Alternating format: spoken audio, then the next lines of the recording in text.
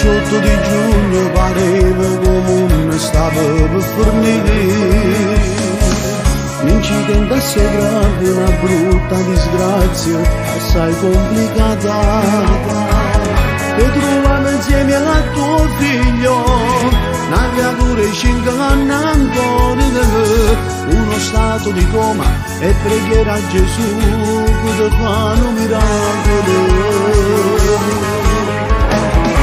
Tanta gente riparte per dentro ospedale chiedendo di te, e tua moglie soltanto con 2 lacrime all'occhio non sapeva che dire. Lei che aspetta pure un maschietto e vuoi crescere insieme a te. All'improvviso una luce risveglia il tuo coma, è stato Gesù.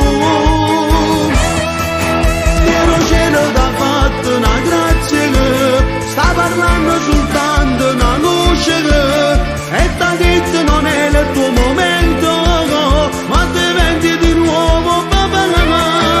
Insieme a te che mogliere di crescere, questo figlio che stavo con nascere, e ciò segna di cristiano adesso, a 3 anni non può stare con me.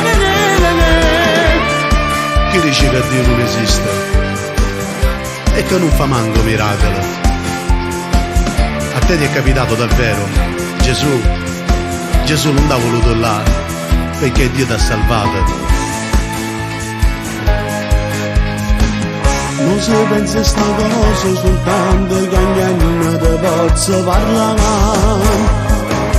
L'emozione che è stato vicino creato, ma sta ancora calando. Pensa vede che è troppo bella, che la luce esce da te, te porta in sta terra, vicino con noi, tua moglie e 2 figli.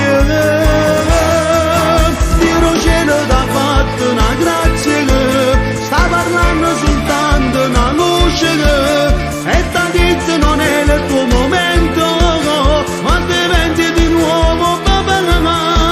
Insieme a te che mogliere di crescere, questo figlio che stavo con nascere, e ciò segna di cristiano adesso, a 3 anni non può stare con me.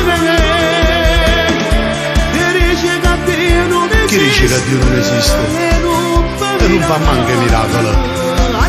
A te ti è capitato davvero? Gesù non t'ha voluto là, sì, perché ti ha salvato.